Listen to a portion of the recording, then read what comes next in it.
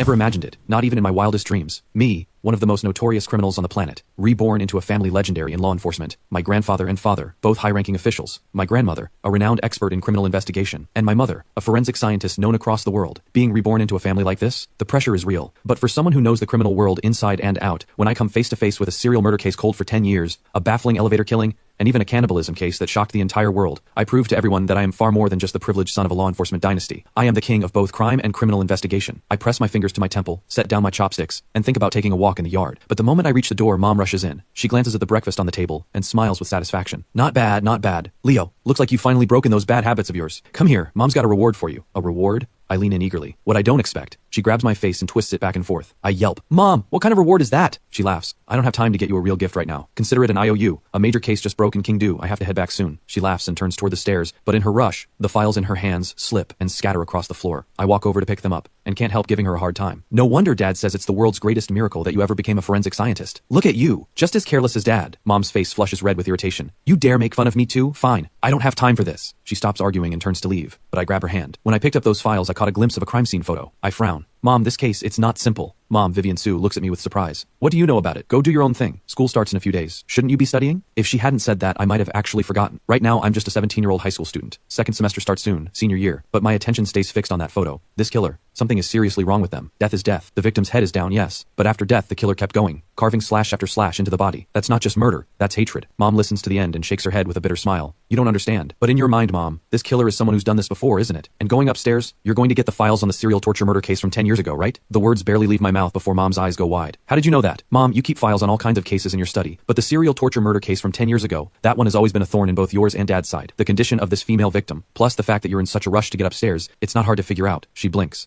Well, I didn't know you had such a sharp eye. Alright then, keep going. Why do you think this killer had a personal grudge against the victim? Every piece of evidence from the 10-year-old case pointed to a killer acting on impulse. By your logic, based on the stab wounds alone, you can't rule out the original killer. I never said this wasn't the same person. Maybe he really did have a grudge against this woman. I smile and say nothing more. Mom watches me walk toward the door. Then suddenly she steps forward and grabs my wrist, smiling. Leo, Mom needs a favor. I turn around. What is it? Come with me to the hospital. I need to examine a body. Before I know it, Mom has pulled me all the way to the hospital, but the moment we arrive at the entrance, a swarm of cameras and microphones surrounds us. Professor Sue is here. Professor Sue, do you believe the killer behind this case is truly the same person responsible for the serial torture murder case 10 years ago? Professor Sue, a decade later and an identical case surfaces. You were the lead forensic scientist back then. It's also the only case in your entire career where you found no leads on the killer. What do you have to say? The moment we're surrounded, the reporters bombard her with question after question. Mom's brow tightens. Autopsies are her strength. Dealing with reporters is not. And what they're saying isn't wrong. There is one stain on Mom's otherwise flawless career. It happened at the height of her reputation, when she had absolutely no leads on that serial murder case. Right now, I can see her anger beginning to rise. But before she can react, a hand reaches out from behind her. I step in front of Mom and push aside everyone blocking the way. There's a murder to solve. The story can wait. The case just broke. What exactly are you reporting on? Do you understand that every second you waste here could be the second a killer walks free? Move. All of you. My face is ice cold. I pull Mom forward without slowing down. The reporters stand frozen for a moment, then come back to their senses. Someone asks, is that boy one of the professor's students? Who does he think he is? That's Leo Yi, the eldest son of the Yi family. He's protecting his mother. So what if he's a little intense?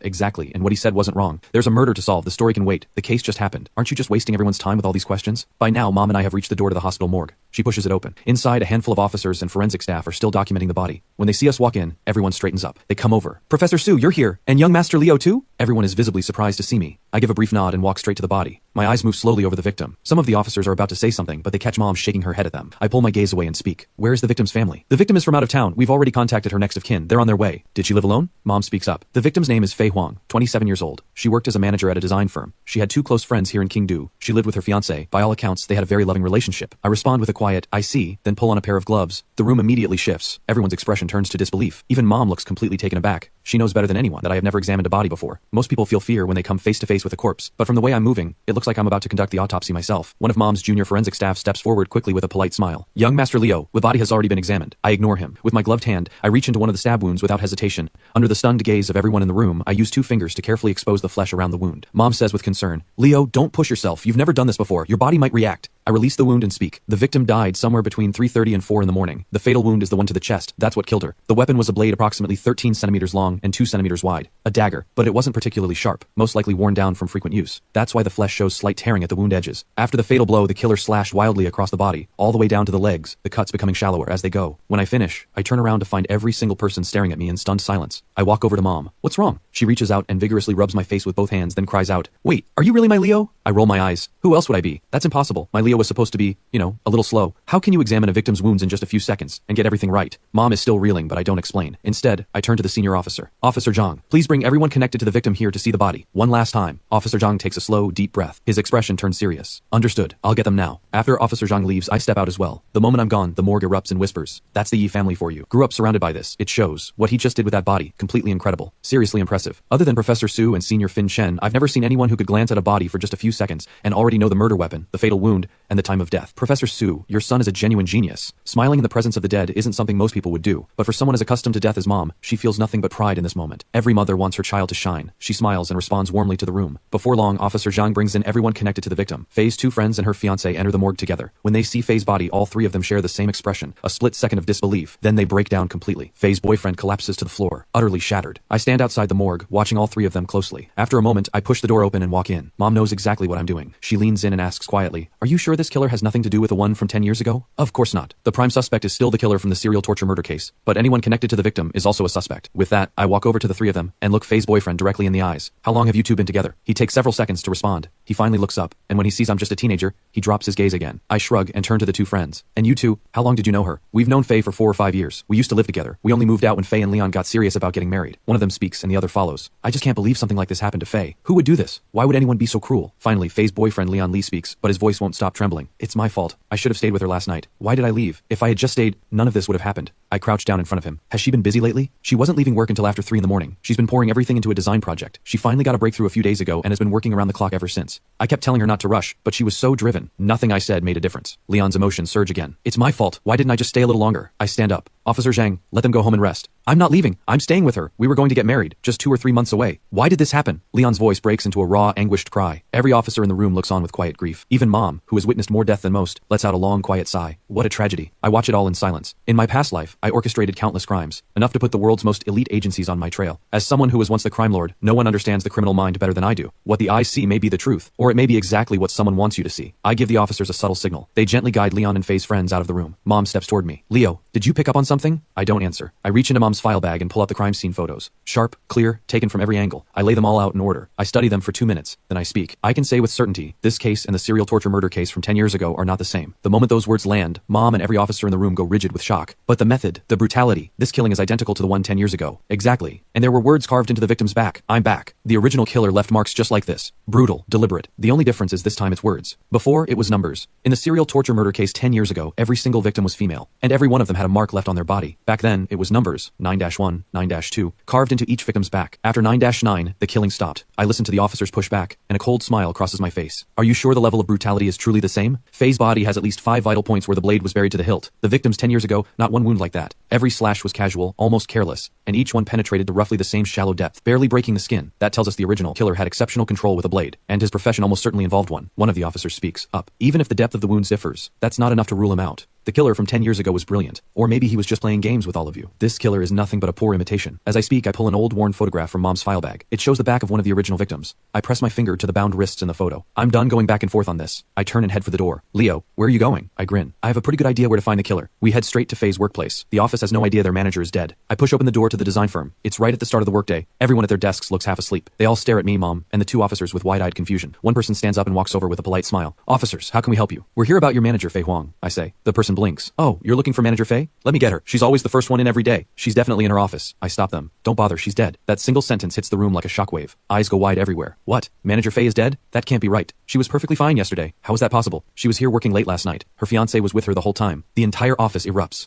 The quiet morning air turns into chaos. I scan every face in the room. One of the officers behind me, worried about wasting time, calls out, "Everyone, please calm down. We're here to investigate. Has anyone noticed anything unusual about Faye recently? And has she had any conflicts with anyone here?" Before the officers finish, I cut in. "Never mind that. Anyone who hasn't been at work recently, step forward." Both the officers and Mom look at me with surprise. "I'm asking about the people who weren't here." Mom says under her breath. "Leo, it can't be that straightforward. The killer left absolutely no trace at the scene. That means they have real counter-forensic skills. Why would they leave themselves open to suspicion?" I smile without missing a beat. "Just throwing it out there." 3 people step forward quickly. 1 man, 2 women, all young. All 3 wear varying shades of shock and grief on their faces. One of the women already has red-rimmed eyes. I walk over to her. Before I can say a word, she bursts into tears. It can't be. How could Faye be dead? She was such a good person. How could this happen? The tears keep falling. I grab a tissue from a nearby desk and hand it to her. You were close to Faye, weren't you? I'm her assistant. I've been sick the past couple of days. She was the one who insisted I go home and rest. I came back today because I'm finally starting to feel better. I never imagined something like this could happen. I can tell she's genuinely unwell. She keeps coughing, and her voice is thick with congestion. I give a small nod and move on without pressing further. I step over to the young man next. He takes a breath. I've been out of town on a work trip. Just got back today. And you? I turn to the last woman. There's something about her. Mom's eyes have barely left her. Because when the news of Faye's death was announced, this woman's face showed the same shock as everyone else. But underneath it, just for an instant, there was something else. Relief. It vanished almost immediately, but not fast enough to escape Mom's eyes. Instinct has already told her this woman has some kind of history with Faye. I study her now too. Pretty, composed. What about you? Why were you away? Something came up back home, so I took some time off. How many days? A week, she says. I let a look of realization cross my face. 7 whole days. Was it something serious back home? Not really. I was just tired. Needed a break. I hum quietly and turn away. 7 days. That's plenty of time for someone to study another person's methods. More than enough, really. Enough to pull off a decent imitation. At those words, many eyes in the room snap toward her. A deputy manager blurts out, "What exactly are you implying?" When Faye's body was found, she was bound with rope. Head down, body raised, words left on her back. Anyone who's lived in Kingdu long enough should know exactly what that means. Before I finish, a middle-aged employee stares wide-eyed and gasps. The serial torture murder case.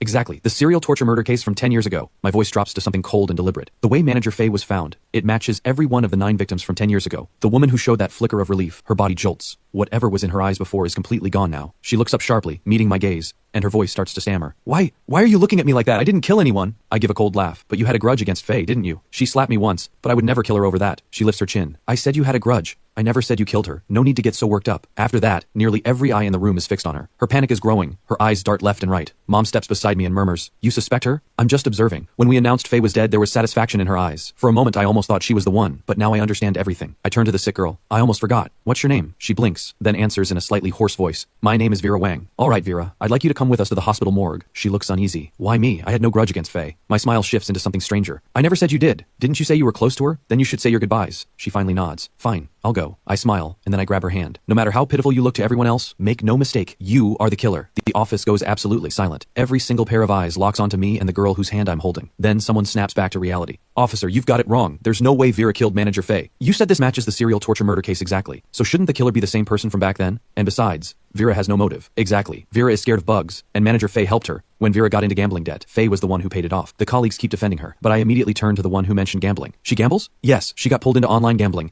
racked up serious debt. The last time her creditors showed up here at the office, it was Manager Faye who stepped in. I feel a cold laugh rise in my chest. My eyes fix on Vera like a hawk. I really hope this isn't a story about biting the hand that fed you. Take her to the hospital. I give the order. Send another team to search her place. Vera's face drains of color. I'm just going to pay my respects. What gives you the right to call me the killer? You couldn't catch anyone 10 years ago. Now the killer strikes again. So why are you coming after me instead? Interesting. You know a lot about the case from 10 years ago. I narrow my eyes. Mom tenses beside me. Vera snaps back. Is that a problem? If you'd caught the killer back then, Faye would still be alive. I step forward. Still not admitting it? The calluses on your hands are fresh. You've been doing heavy physical work recently. You're an assistant. Does this company require you to haul things around? She opens her mouth to argue, but I don't give her the chance. The calluses, that's one. 2, when we said Faye died exactly like the victims 10 years ago, why did you suddenly relax? And when we turned our attention to your colleague, your eyes were full of satisfaction. I know the criminal mind too well. My past life taught me this. The killer is almost always the last person you'd expect, and only a guilty person works that hard to look innocent. Vera cried her eyes out when she walked in. Even Mom was moved, but I don't trust tears. Emotion is the most reliable way to cloud judgment. Vera's lips tremble. I don't know what you think you saw. You're wrong. I tug the corner of my mouth and turn to a colleague. Call Leon Lee. Ask him whether Vera has been trying to borrow money from Faye lately. The call connects. Leon's voice is exhausted. Yes, she asked about 2 weeks ago. She came back a few more times after that, but Faye kept saying no. Faye even told her, if she couldn't quit gambling, she'd have to let her go. I thank him calmly. Leon's voice sharpens. You suspect Vera? I thought the killer was the same one from 10 years ago? We never confirmed that. We only said the cases were similar. I fix my gaze on Vera, and I speak slowly, one word at a time. Am I correct in understanding that you were repeatedly turned down for money, and that you knew Faye was planning to fire you, and that you let that resentment push you to kill? Vera's eyes go wide. Her lips shake. Several seconds pass before she forces out the words. I did hate Faye, but I got over it. She was right. And where's your proof? You can't convict me on guesswork alone. She even lets out a soft laugh. Don't worry, the evidence is coming. A few hours isn't nearly enough time to destroy everything. Faye died after 3:30 in the morning. It's only 8 o'clock now. She needed time to cover her tracks. And looking at her right now, there's no way she could have killed anyone. No way she could have replicated the methods from 10 years ago. I stare directly at her. Forget the hospital. We're going to your place. The team there should have found something by now. Vera's jaw tightens. That one involuntary reaction tells me everything I need. I give the order to move. Vera's apartment is only a 10-minute drive from the office. She's eerily silent the entire way. When we pull up to her building, 2 police vehicles are already waiting. A middle-aged officer spots us and hurries over. Professor Su, young Master Leo, sorry to have you running around like this. Mom shakes her head. Assisting with cases is my job. I assume the bureau has been briefed? The city bureau has issued orders. Given how closely this case mirrors the one from 10 years ago, they're demanding it be solved within a week. And, he pauses. And what? Mayor Zheng held a meeting this morning and made it very clear. If another murder like this occurs, every department in the city bureau will be held accountable. Mom gives a cold smile. We won't need a week. This case gets solved today. Everyone stares. Today? More precisely, within the hour. I turn to Vera. Isn't that right, Miss Wang? Silence. An officer comes down from upstairs. Report. No suspicious items found in the suspect's apartment. No weapon. Not even a kitchen knife. Vera finally lets a small smile slip. Officers. Do you believe me now? No rush, I say, keeping my voice easy. Let's head upstairs. Oh, do you have any water? All this talking has made me thirsty. Mom hides a small smile. The Yi family never backs down in front of a suspect. Yes, Vera says quietly. We take her upstairs. Officers are already inside searching, but the place is still tidy. I spot a water dispenser. I pour Mom a cup first, then carry my own as I walk slowly through the apartment. When I reach the bathroom, I stop. I stare at the floor. Mom comes up beside me. Leo, what are you looking at? I point downward. Mom, doesn't there seem to be a lot of water on the floor? Miss Wang, do you usually shower in the early morning? Vera's eyes shift. Yes, why? Is water in a bathroom really that suspicious? Water in a bathroom? Not at all. What's suspicious is that you're this sick, and you still took a shower this morning. Bold. I walk straight to the only bedroom door and push it open. The room is small. One bedroom, one living area. She doesn't live extravagantly. Maybe all her money went to gambling. But the moment I open that door, my eyes lock onto something, and I go completely still. Standing in Vera's room is a life-size ragdoll, old and worn. It looks like it has been handled over and over again. I spin around immediately. Get me a rope. Vera sways on her feet. Mom seems to understand, but says nothing. The officers are confused, but one of them hands me a rope anyway. I take it, pick up the ragdoll, and begin wrapping the rope along the faint but unmistakable marks already pressed into its body. Vera's face is white as paper. When I pull the ragdoll's arms behind its back, someone gasps. How is this possible? I answer low and steady. Why wouldn't it be? My hands don't stop. The ragdoll slowly takes on the same bound position as Faye's body. Before I even finish, Vera lets out a hysterical scream. Stop! Stop binding it! Stop! She collapses to the floor, sobbing with her head down. I crouch in front of her and look at her calmly. Anything left to say? She lifts her face. Her color is gone. Why could you tell, just from one look, that the ragdoll had marks on it? And how did you know how to bind it like that? A knowing smile spreads across Mom's face. The case is cracked. I stay crouched and speak without any rush. Simple. Faye helped more than just you at that company. When I announced her death, everyone else reacted with shock first. You went straight to tears. She asks weakly. Isn't that normal? No, because you showed zero surprise. Then I saw the calluses on your hands and I was even more certain. The moment someone mentioned your gambling, I had no more doubt. You were the killer. I stay crouched and say quietly, what a shame. This really is a story about biting the hand that fed you. Even in my past life as a criminal, I never stooped to this. A twisted sneer breaks across Vera's face. Ungrateful? She helped me once, and I paid her back. So why couldn't she help me one last time? Was she really going to just watch while debt collectors beat me to death? If I had to die anyway, then we'd die together. Her expression turns ugly. Do you know what I gave her? When I begged for her help, I handed over all my design ideas.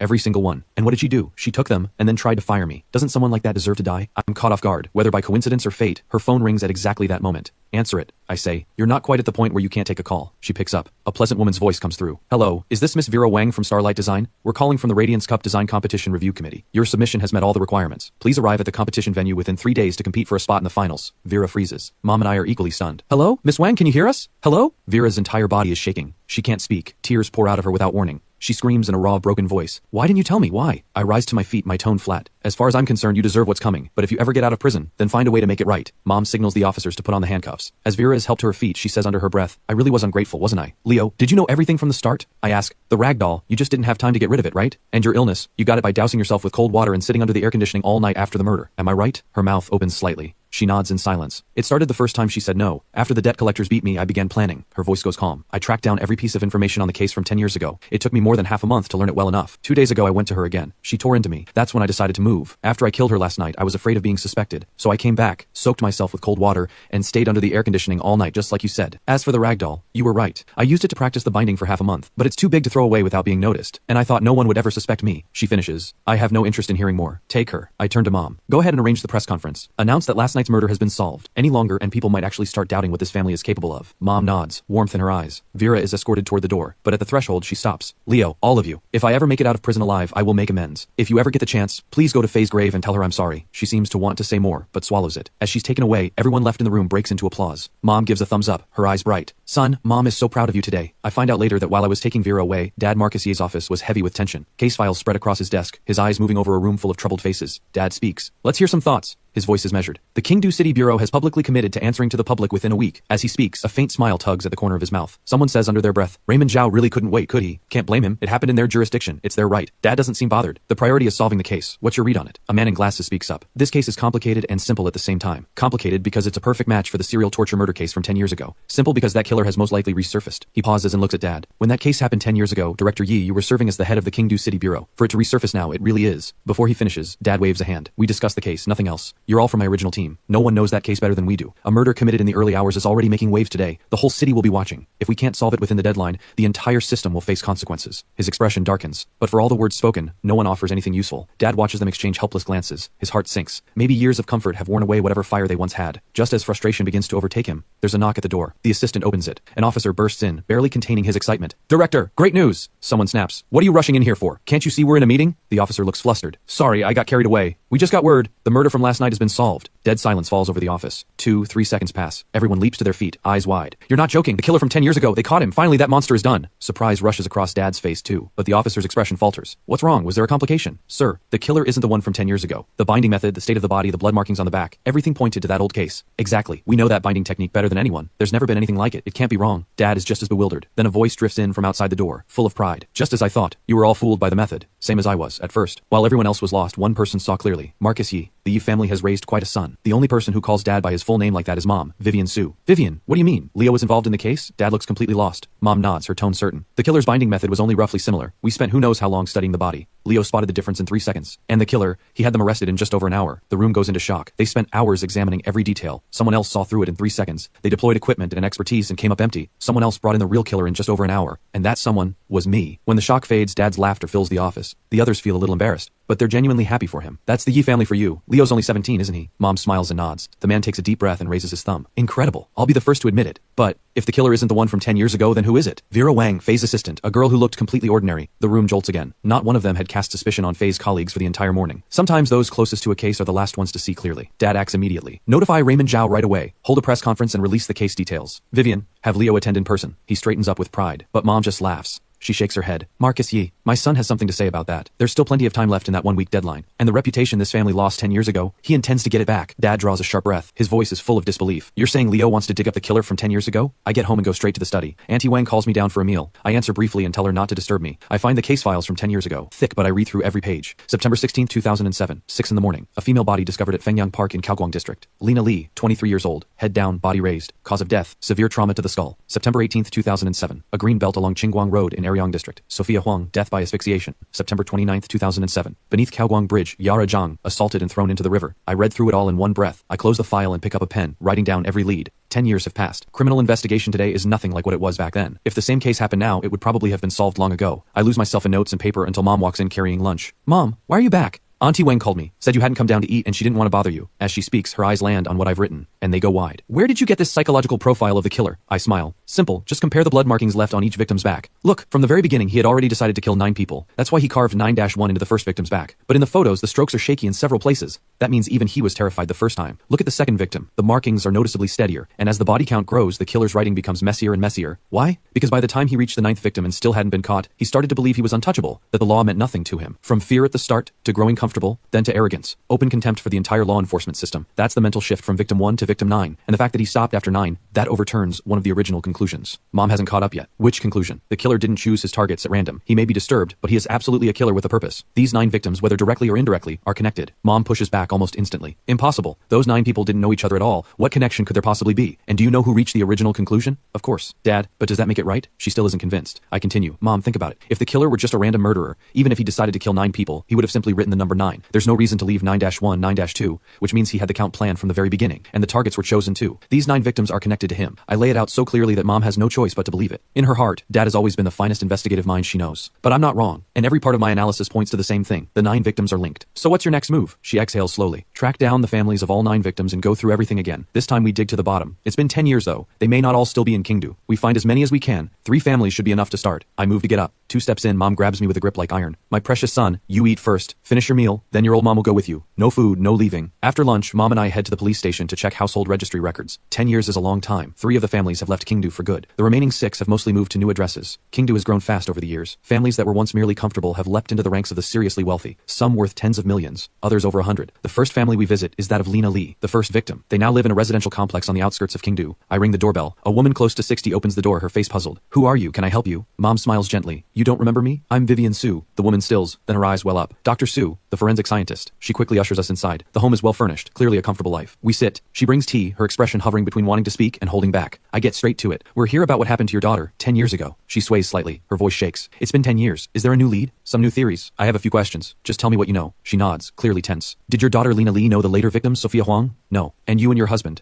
Did you know Sophia Huang's family or Yara Zhang's parents? No. After everything happened, the families met briefly, but we were strangers. Expected. Mom offers a few quiet words of comfort. I shift direction. Do you still have any of her belongings? May I take a look? She shakes her head. Aside from a few photographs, everything she owned was either buried with her or burned. I couldn't bear to keep them. Looking at them hurt too much. Understandable. Some hold on to what's left. Others can't bear to touch the memories. We don't stay long. There's nothing useful here. As we're leaving, Lena Li's mother grips Mom's hand tightly. Dr. Su, tell me honestly, after 10 years, can this case still be solved? Mom doesn't know what to say. but I do. Don't worry, expect word within a week. The real killer will be found. 1 week. The exhaustion in her face lifts. Good, good. If you can find whoever did this, then these 10 years of waiting won't have been for nothing. We leave the building. Mom looks at me with mild reproach. Why were you so sure? We found nothing today. Not entirely empty-handed, I say. We've at least ruled out any grudge from the previous generation. Now the question is what connects Lina Li, Sophia Huang, and Yara Zhang. We head downstairs. Before we reach the car, Lina Li's mother comes running after us. Dr. Su, wait! She hurries over and pulls a store card from her pocket. This belonged to my daughter. She had quite a bit of money loaded on it. That's why I kept it. Didn't bury it with her. I just suddenly remembered it. Take a look. Maybe it's useful. I take the card. My eyes sharpen. Then I smile. This is very useful. After she goes back upstairs, Mom watches me hold the card like I found buried treasure, completely baffled. Leo, what's so special about this card? Mom, go through each victim's identity and profession one more time. I say nothing else and leave the answer for her to find. The car rides for about 10 minutes. Then Mom lights up. She reaches over and snatches the card. Embossed in gold lettering, Golden Mall. A department store established 15 years ago, forced out of Kingdu 3 years back by the rise of online shopping. But that mall just became a critical lead. The third victim, Yara Zhang, had worked there as a sales clerk. Before Mom can say another word, I cut in. Take us to the old Golden Mall site. Mom puts it all together. She laughs. You little devil. You figured it out the moment you saw that card, and you kept it from me on purpose. I sat here for 10 whole minutes for nothing. Don't you know your old mom is busy? I smile. The moment of realization was worth every minute. Nobody could have predicted that Lina Li and Yara Zhang would be connected through Golden Mall, which was at the height of its fame 10 years ago. Now we just need to find out whether something happened there before the first murder, something that ties back to the killings. If we find it, the pool of suspects narrows dramatically. Mom listens, then reaches out and swishes my face back and forth. Unbelievable. Are you really my son? If this weren't about the family's reputation, were you planning to hide this forever? I just smile without denying it. I could let other things slide, but letting Mom lose face? That I won't stand for. Mom is overjoyed. She pulls me in with a firm arm around my shoulders. Mom is so happy right now. My son can finally protect me. The car falls quiet. Before long we arrive at the old Golden Mall, now renamed Dawan Plaza. Shopping, leisure, entertainment all under one roof. As we get out, Mom mentions the ownership has changed hands. But fortunately the general manager is still the same man from the Golden Mall days, Manager Li. He should know something. We head straight to his office. The door opens. Manager Li greets us with a smile. Professor Su, young Master Leo, what an honor. Once we're seated, he looks at us with visible curiosity. For both of you to come to me personally, I'm truly flattered. Please speak freely. I'll tell you everything I know. Mom gets straight to the point. We want to ask about one thing. 10 years ago, before September 16th, did anything significant happen at Golden Mall? Manager Li blinks. He gives a dry laugh. Golden Mall, that's a long time ago. It's been so long I honestly can't remember. Understandable, 10 years is a long time. But I watch his eyes and a cold smile rises in me. So Manager Li is saying he can't remember, and that nothing major happened at Golden Mall that year? My smile goes colder. Alright then. We are formally requesting your assistance as officers of the law. Compile every incident of any significance from Golden Mall that year. Have it on Director Yi's desk by 9 tomorrow morning. Every detail, no matter how small, not one thing left out. Manager Li stares. Young Master Leo, what do you mean by that? Every detail fully documented, Manager Li. Your eyes tell me you've already thought of something, you just don't know how to say it. I stand. Since that's the case, this is how we'll proceed. Tomorrow at 9, I hope Director Yi gets to read your report. I catch Mom's eye and we turn to leave. We're almost out the door when Manager Li panics. Professor Su, young Master Leo, please don't rush off. It was so long ago. I need time to think. He's afraid of offending us. He's even more afraid of crossing the Yi family. Because if the Yi family decides to make trouble, this mall could be inspected from opening to closing, every single day. Mom doesn't quite understand why I shifted tone so suddenly. Manager Li's words seem reasonable on the surface. Who could easily remember something from that long ago? But whatever I'm doing, she stands with me without question.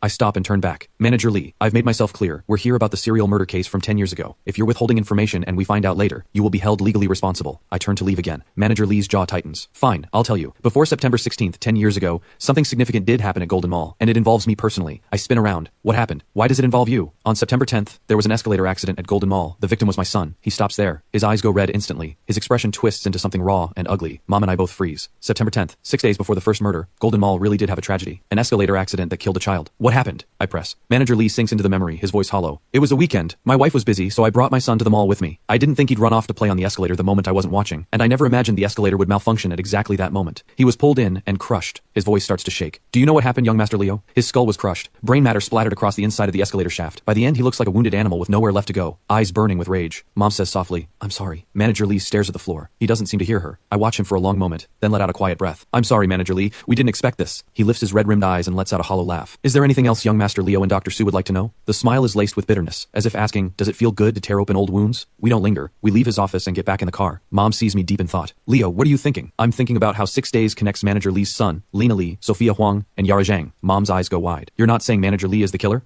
Not necessarily. Anyone connected to the case from 10 years ago is a suspect. Manager Li is one of them. So is everyone who worked at Golden Mall back then. I keep my voice low. I'm just thinking about whether 6 days was enough time for someone to devise a murder plan that meticulous. I prefer to put everyone on the suspect list first, then eliminate them one by one. Whoever's left, that's the killer. The original case files were full of theories, but no one ever looked at Golden Mall. That might be the new angle we need. It might even be the right one. Mom, find out which senior staff from Golden Mall are still in Kingdu. Especially, find out who was present during the escalator accident. Was Lina Li there? Was Sophia Huang? Any footage from that day would be ideal. We'll probably need to visit the police station. I think there was footage at the time, just not sure if it's still been kept. Then what are we waiting for? Let's go now. The driver accelerates, but Mom looks uneasy. Are we really going to the police station? That's Raymond Zhao's territory. Aren't you worried about tipping him off? Raymond Zhao is no match for the Yi family on his own, but the family backing him is another story. They're on equal footing with us, and the two sides have been tripping each other up for years. I understand her concern, but I smile with confidence. Mom, don't forget, we're going there to investigate the serial torture murder case from 10 years ago. Raymond Zhao has no idea we've already caught Faye's real killer. What's the problem with going now? Mom blinks, then laughs at herself. The car pulls up to the station quickly. Quite a few officers inside know Mom. They stand and greet her. Word naturally reaches Raymond Zhao. He makes a leisurely entrance, all smiles. Well, Professor Su and Leo, what brings you two here? New leads on this morning's murder? He wastes no time fishing for information on the early morning case. Mom speaks up. We're here to access more detailed records on the serial torture murder case from 10 years ago. Director Zhao, the station should still have them on file. Of course, every case the station has ever handled, big or small, has been filed and archived.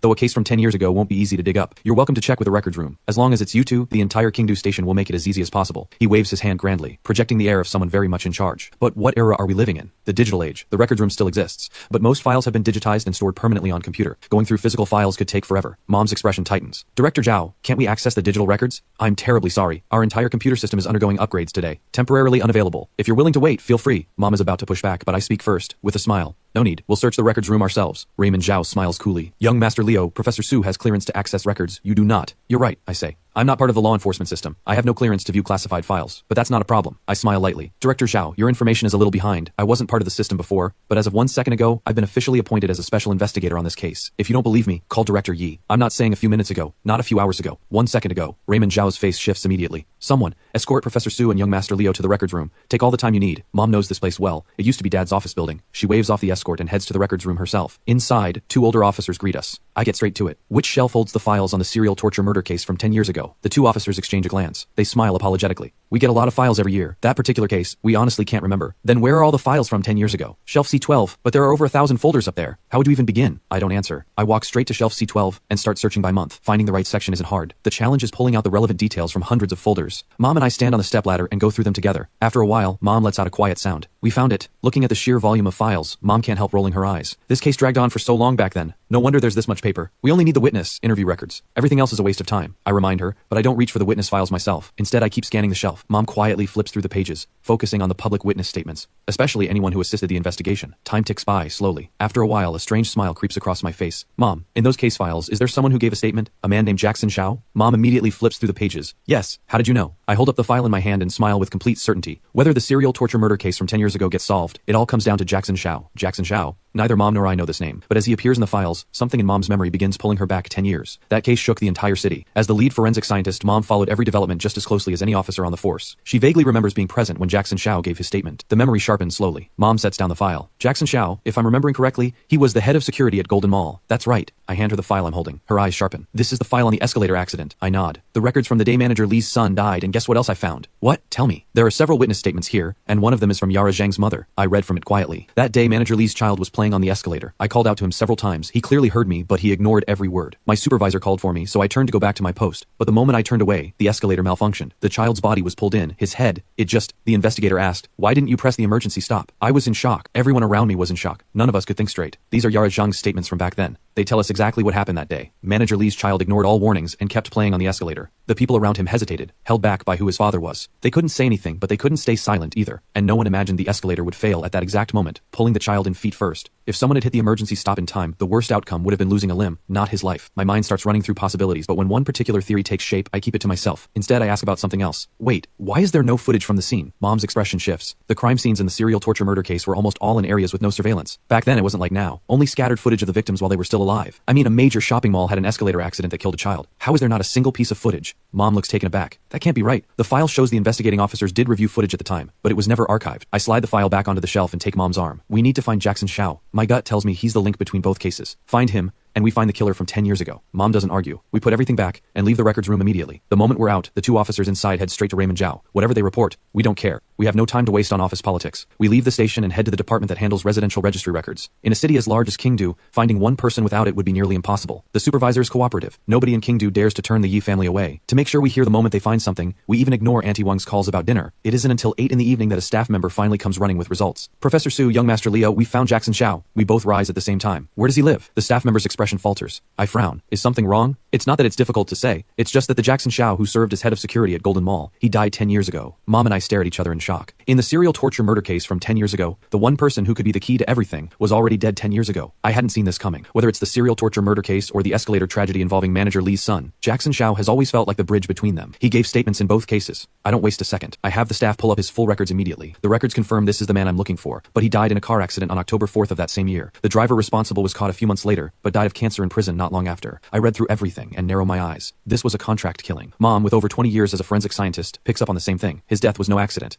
Yara Zhang, a sales clerk at Golden Mall, died on September 29th. Jackson Xiao died on October 4th, 5 days apart, and the driver who hit Jackson Xiao just happened to be terminally ill with cancer, making it almost impossible not to be suspicious. It seems the serial murders from 10 years ago had more than 9 victims. Mom's voice drops. 10. I let go of the mouse. It's dark outside. Let's set the case aside for now and go home for dinner. Mom glances at her watch and smacks her forehead. Right. It's past 8. I'm used to skipping meals, but you're young. You can't be eating like this. The moment food comes up, she's all focus. She pulls me out the door. We arrive home to find the Yi house lit up bright. Dad Marcus Yi is on the sofa watching television. Beside him sit 2 elders. My grandparents, Gerald Yi and Gloria Zue. Grandpa carries a natural authority without needing to raise his voice. Grandma is poised and elegant, but her eyes hold the depth of someone who has seen everything. People in Kingdu once described the Yi family this way. Except for the teenage young master, every member of the family, man or woman, is a tiger in the world of law enforcement. Even the gentle-looking Grandma Xue Yuzhu was a celebrated criminal investigation expert. Retired now, but never forgotten. She once traveled to Northeast China personally to capture the country's most wanted gang leader. I walk through the door with a grin. Grandpa, Grandma, what brought you back? Grandma has always had a soft spot for me. The moment she sees her grandson, she jumps up with delight, takes my hands in hers, then glances outside at the dark sky. Her eyes sharpen. She turns to Dad. Have you eaten? Dad looks confused. Mom, didn't we just eat together? How could you sit down and eat? Grandma is indignant. Your child is out there running around all day on your behalf, and you're at home eating a full meal. Is that what a father looks like? Dad's face scrunches like he's bitten something sour. He wants to say, you ate just as heartily yourself, but he doesn't dare. He just keeps apologizing. Grandma humps and calls into the kitchen. Auntie Wang, make a couple more dishes. We can't let my precious grandson and wonderful daughter-in-law go hungry. Mom and I both feel a little embarrassed. After dinner, Grandpa takes off his glasses and asks, Leo, I heard you were out all day today working on the case with your mother. Yeah, good progress. Dad leans forward immediately. Oh? A lead on the case from 10 years ago? Before he even finishes, Grandma smacks him on the arm. How dare you ask? If it weren't for us back then, do you think you'd still be sitting in that position? Mom, you can't just throw your son aside the moment a grandson shows up. I came from you, and so did my grandson, through you. As for you, I've had 40-some years of you. I'm tired of looking at you. As she says this, she peels an orange for me. I eat it and smile. The reason the case from 10 years ago was never solved.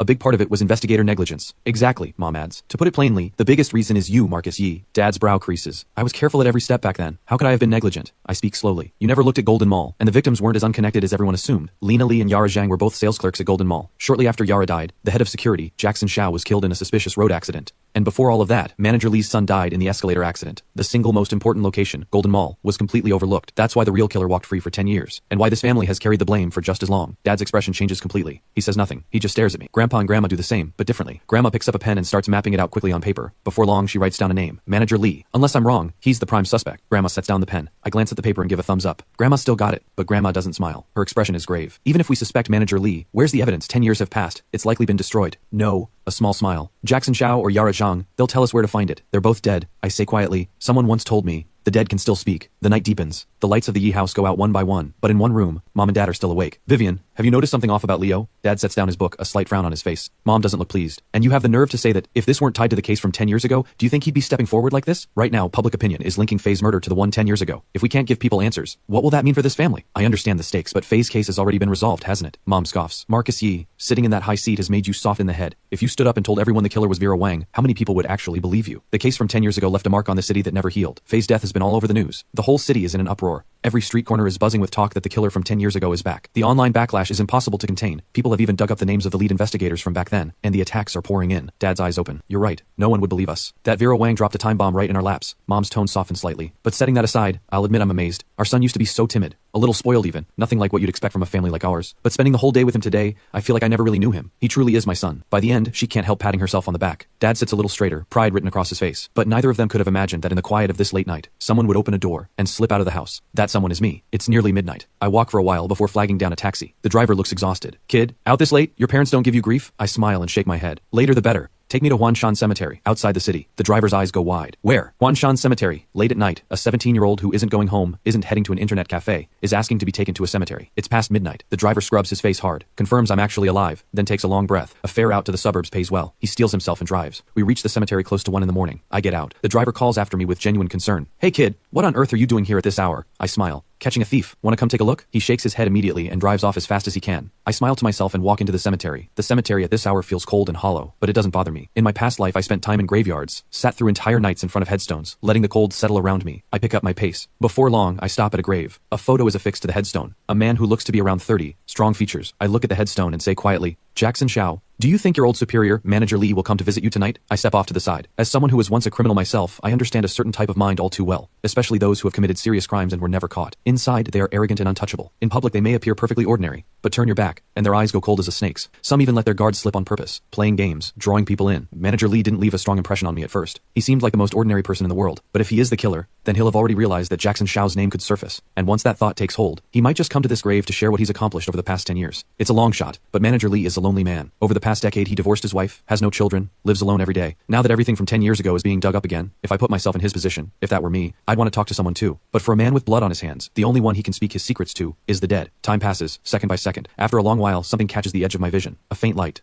A flash below in the cemetery, gone almost immediately, but I caught it. A few minutes later, a figure in a sharp suit appears at Jackson Xiao's grave. He sits down, lights a cigarette in silence, and then speaks, his voice thick with cold amusement. Jackson Xiao, someone has finally started remembering what I did 10 years ago. Some nobody decided to copy my methods, couldn't even tie the rope right and had the nerve to impersonate me. Don't you find that pathetic? But those idiots at the station, just as useless as they were 10 years ago. Tell me, should I make a real comeback? I killed for my son's revenge back then, but I never expected killing would become something I craved. Do you have any idea how much I've been itching these past 10 years? As his words fade, I speak from the shadows. Manager Lee, why don't I give you that chance? Let's scratch that itch of yours. I step out of the dark. Manager Lee's face floods with shock. What are you doing here? He leaps to his feet. I smile softly. Relax. You're a man who evaded law enforcement for 10 years. A genuinely high-intelligence criminal. Getting rattled this easily doesn't suit someone like you. His expression shifts through shadow and uncertainty. A moment of silence, then he speaks. You suspected me the moment you saw me this afternoon, didn't you? No, let me rephrase that. The moment we came to find you, you knew it was almost over. Manager Lee lets out a full laugh. I know you're probably wearing a recording device. But you do know, a recording made without willing consent can't be used as evidence. I shake my head. I'm not as complicated as you think. I've never been interested in recordings. I came to see what kind of person you really are. He frowns. He doesn't quite believe the no recording part. It can't be used as primary evidence, but it could still help. But looking at me, he starts to probe with a cold smile. So what kind of person do you think I am? Someone who's genuinely good at this. By the way, where did you learn that binding technique? There were only a few days between your son's death and Lena Lee's murder. That's nowhere near enough time to learn something like that. I think you already knew it. A flash of pride crosses his face. That binding method caused more panic than you can imagine 10 years ago. People had the same nightmare, dreaming of being bound that way, waking up drenched in cold sweat. Manager Lee clearly has no intention of telling me more. He says coldly, guess. He turns and starts walking away. I watch his back and speak evenly. Wait, still trying to get something out of me? He turns with a cold laugh. Leo, I came tonight to visit a former subordinate. Nothing in the law says you can't visit a grave in the middle of the night. And everything you've said, I haven't understood a word of it. So even if you think I'm the killer, without evidence, I am still just Manager Lee, general manager of Dawan Plaza. He finishes and laughs again, loudly, then walks away without looking back. I let out a quiet sigh. That arrogant. He's asking for it. The words barely leave my mouth before I grab him by the hair. He freezes with shock. In his mind, if it weren't for who my family is, he wouldn't even bother talking to me. A 17-year-old kid, gifted or not, still just a boy who hasn't seen the world. But he didn't count on my grip being this strong. The moment I grab him, he can't move at all. Leo, what do you think you're doing? You're the son of a great family. Don't tell me you're willing to break the law. Let go of me. Manager Lee knows the law well. He spent years studying it, watching for every loophole, preparing for the day he might get caught. But he overlooked one thing. I am someone with no leash and no hesitation. Even if I put you down right here, who's going to do anything to me? I say with a quiet laugh. My foot comes down on his left leg. There may be someone in Kingdo who could hold me accountable, but that person is definitely not you, Manager Lee. I barely look like I'm applying force. Then comes a sharp crack. He screams. I crouch in front of him, eyes narrowed, smiling. You don't have to tell me, I already know. Lena Lee, Yara Zhang, Sophia Huang, on the day your son died, they were all standing near that escalator. They watched your son die. And because they stood there and did nothing, you decided they were responsible for your son's death. That hatred made them your targets, and one by one, you killed them. Am I right? In the escalator accident files, only Yara Zhang's statement was recorded, because she was the only one among the 9 victims who worked at Golden Mall. But that day, whether by coincidence or something else, all 9 of them happened to be near that escalator when it happened. Manager Lee seems to forget the pain entirely. His eyes go wide. His face is covered in disbelief. The look on his face asks one question. How do you know something no one else knows? I lift my foot. I start walking down the hill. I'll give you one more day. Use it to make things a little more interesting, because when the time is up, the game is over. My voice drops to almost nothing toward the end. Almost to myself. Solving cases might actually be more fun than committing them. Looks like I'll have plenty to keep me busy. Manager Lee stares at my back, frozen. He's probably thinking, is matching wits with a high-intelligence criminal really just a game to Leo? Over an hour later I return to the Yi house. The whole place is still asleep. No one knows I was ever gone. When I open my eyes again, it's fully bright outside. Mom is calling me for breakfast. After washing up and eating, Grandpa heads back to the military academy. Grandma goes to her office. Mom and Dad rush out as well. I water the plants, then leave the house. I gave Manager Lee 24 hours. During that window, I will get the evidence I need and put him behind bars. Whatever he went through, he had no right to bury 9 lives alongside his grief. He doesn't deserve that. And one man will not be allowed to damage this family's name. The ride from home to Jackson Xiao's address takes nearly half an hour. I walk to the door and knock. A hunched woman in her 60s answers. Young man, who are you looking for? Ma'am, I'm an officer with the station. I pull out my credentials. I told Raymond Zhao I could become a temporary investigator at any time, and to avoid complications, I'd actually had Dad arrange it. Please take a look. I'm here because I have some questions. She's literate, glances at it, then says, there's only me here, just an old woman. What could possibly concern the law? I'm caught off guard. This tiny apartment, barely 30 square meters, and she's completely completely alone. I step inside and accept the tea she offers with both hands. The tea has gone a little stale, but I don't say a word. I take a sip. Ma'am, where's the rest of your family? Bitterness crosses her face. My son passed in an accident 10 years ago. My husband couldn't take the loss. He followed a month later. We were such a good family, all three of us. Now it's just this old woman, alone for 10 years. My eyes narrow slightly. I hadn't expected Jackson Xiao's family to look like this. Jackson Xiao was killed because he knew Manager Li's secret. His father died of heartbreak after losing his only son. Manager Li, directly or indirectly, has 11 lives on his hands. The weight of that lands hard, but my face stays steady. I see. Ma'am, I'm sorry to have to ask this, but I'm here about your son, Jackson Xiao. A case from 10 years ago. Through careful investigation, we believe your son may be the most important witness. She sighs. My son has been gone for 10 years. I don't know anything about what he was involved in. Won't you just be wasting your time? Ma'am, I just need you to tell me. Before the accident, did your son ever mention anything he needed to keep safe? And he was around 30 when he passed. Was there anyone he was very close to at the time? The question makes her eyes well up. Yes, she answers. He was seeing a sales clerk from Golden Mall at the time. Why was my son's life so hard? He finally found someone, and she died horribly. Then he himself was gone not long after. Heaven above, why did you do this to our family? One question and she unravels. I never imagined Jackson Xiao and Yara Zhang were a couple. I gently pat her back. Ma'am, I'm here precisely because of the case involving your son's girlfriend, Yara Zhang. Tell me, after Yara died, did your son behave unusually? The old woman furrows her brow, drifting into memory. Then something surfaces. Yes, that night he was different. I heard him come home in the middle of the night and shut himself in his room, crying like his heart was breaking. My husband and I went to ask. He refused to say a word. My chest tightens. Jackson Xiao really is the key. Ma'am, think carefully. In those days, was there anything he seemed especially attached to? Anything he kept close? There was a small belt pouch. He carried it with him almost every day. But on the day of the accident, he'd left it at home. When we held his funeral, I buried it with him. My heart sinks. From what she's just told me, it's almost certain. The most critical evidence is inside that pouch. But the pouch was buried with him. To get to it, we'd have to open Jackson Xiao's grave. But for someone of her generation, would she ever allow it? Looking at her grief-stricken face, I feel the weight of it. But without opening that coffin, there's no evidence. After a moment, I test the waters. Ma'am, do you truly believe your son died in an accident? She blinks slightly. Yes, the driver admitted it in court, didn't he? But did you know he had terminal cancer? He died in prison shortly after being sentenced. She nods slowly. I found out later. That accident destroyed his family too. I hated them at first. But what good does hate do in the end? Between her words, I hear something else. She is someone who has found a way to make peace with herself. Otherwise, she could never have forgiven the person responsible for her son's death simply because his family suffered too. Ma'am, if I told you your son was deliberately murdered, would you believe me? Her eyes go wide. She can't speak for a long moment. I guide her to sit and speak slowly. Ma'am, I can't say for certain yet, but his death is directly connected to the serial torture murder case that shook Kingdu 10 years ago. And whatever is in that buried pouch, it's critical. You mean, take it out? Her voice trembles. I nod firmly. He's been gone for 10 years. But if he was truly murdered, don't you want to find the real killer so he can rest in peace? Tears pour down her face. She keeps repeating, how can we do this? He's been lying in there for so many years. Do we have to disturb him? Ma'am, you are a reasonable woman. You even found it in yourself to forgive the driver who killed your son. Why won't you let him die with the truth known? She falls silent again, head bowed, saying nothing. I don't push. I wait for her to decide on her own. Time passes, second by second. Finally, she looks up. Does it have to be this way? We looked at that pouch. There was nothing in it. Ma'am, maybe it wasn't examined carefully enough at the time. If there really is nothing inside, I promise I'll have your son moved to a better resting place. But there's one condition. It has to be today. Wait any longer and things may change. The old woman stops hesitating. She nods. All right, I'll trust you. I pick up my phone immediately and arrange for a professional team to go to Huanshan Cemetery to open a grave. I also arrange for a ceremonial rite to be performed. Understood, young Master Liu. When will the team arrive? The grave must be opened before this evening. Everything done by 4 o'clock. I hang up. I turn to Jackson Xiao's mother. Ma'am, let's head to Huanshan Cemetery now. Young man, you really think Dajiang won't blame me for this? I give her shoulder a gentle pat. If he was murdered, he'd only blame me for not finding out the truth. She says nothing more. We go together. Before long, the ceremony master and the workers arrive. I give a nod. As the work begins, I already know something important.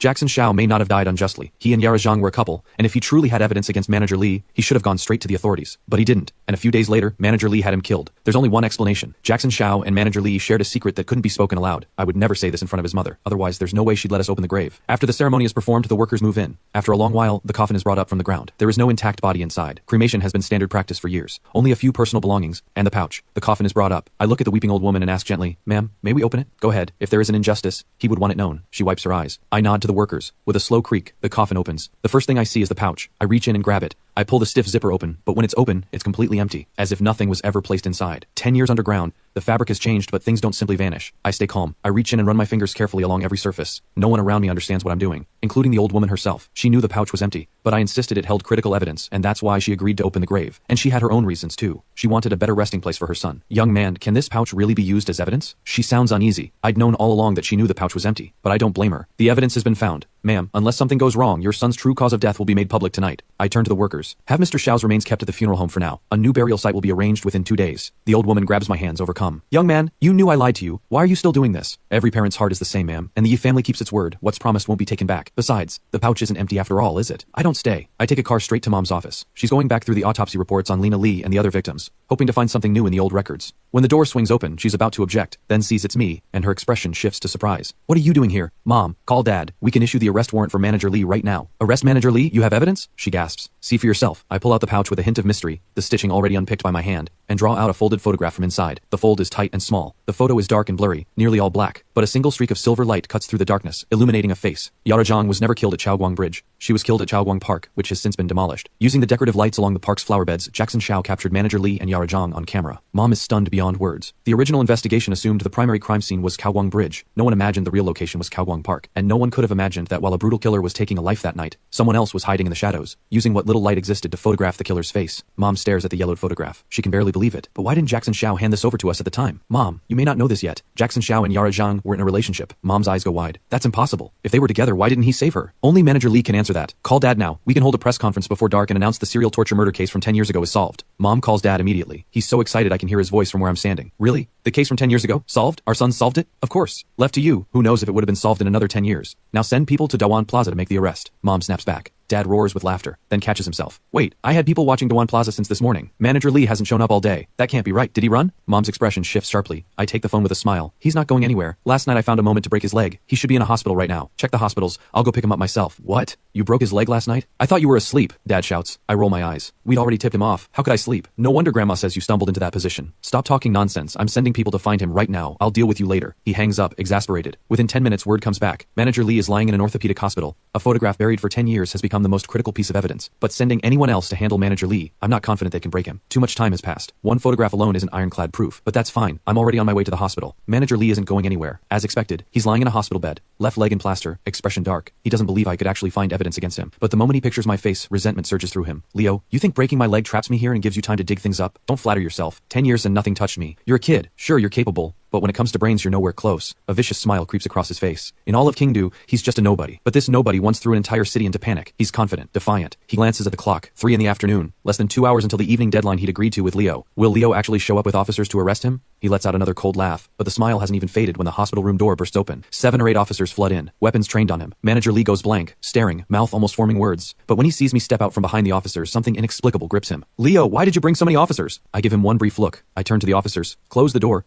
shuts. I continue. Suspect Manager Lee attempted to flee. I had no choice but to break his other leg. Before the words even finish, I'm already in front of him. His face drains of color. My fist comes down. A scream tears through the room. Manager Lee, you are suspected of murdering Lena Lee, Sophia Huang, Yara Zhang, Jackson Xiao, and 6 others. 10 victims in total, 10 years ago. This is your arrest warrant. Look carefully. I hold it in front of him. His whole body shakes with pain, but his eyes lock onto it. That's impossible. You have no evidence. What gives you the right? He snarls. If I had no evidence, would I be here? I smile. Does the name Jackson Xiao and a certain photograph ring any bells? His face goes pale for a full 3 seconds. His lips tremble. Not a word comes out. Looks like you remember. Good thing I dug it out of his coffin. I hold up the photograph. Manager Lee, think carefully. Do you happen to have a twin? He reaches for it. Not a chance. To have come this far, and you still think your intelligence is above everyone else's. Still think your methods can outsmart every investigator in the system. Manager Lee, you got careless. When you paid that dying driver to kill Jackson Xiao 10 years ago, you should have finished the job, not destroying that one piece of evidence that makes you a failure. My voice is ice. He deflates completely. He sinks back against the bed. You really dug it out of his grave. He's been buried for 10 years, and you still managed to pull out something that matters. I thought what goes into the ground stays safe. I hold his gaze. Talk. That night, why didn't Jackson Xiao stop you from killing Yara Zhang? Why did he only take a photo? That's what I'm most curious about. Jackson Xiao and Yara Zhang were a couple. Any man watching someone kill the person he loves, he wouldn't stand there taking photos. Manager Lee says nothing. He closes his eyes. I know exactly what he's thinking. I smile. You're thinking about how to minimize your sentence. Forget it. With me involved, you're not getting out of this. He slowly opens his eyes. He asks a strange question. Leo, are you really only 17? I pause. I touch my own face. I smile. What do you think? Your mind. Your intelligence. There's no way you're just a kid. He says it through gritted teeth. I give a quiet smile. That's not important. What's important is that you owe me an answer. After a long exhale, he speaks. Honestly, I don't fully understand why Jackson Xiao did what he did that night. All I know is he came to me later demanding 500,000 to keep quiet. I knew immediately. Someone like that can't be bought. He had to be eliminated, but I think there must have been something serious between him and Yara Zhang, something unresolvable. At the time, a manager at the mall was also pursuing her. When I moved in, she was still on the phone with him. Maybe Jackson Xiao had his own resentment toward her. And besides, Jackson Xiao came from nothing. Head of security, yes, but the pay was never much. More likely he saw this as a way to get money, or maybe he didn't arrive until after I'd already killed her. There's only one photo. It shows me sitting beside her body after the fact. I start to understand, though only Jackson Xiao truly knows why. Love has a way of blinding people more completely than anything else. Enough about him. Did you really take out 9 people just because of what happened to your son on that escalator? At that, something savage ignites in Manager Lee's eyes. His voice drops low. Do you know, Lena Lee was standing right next to my son. She was quick.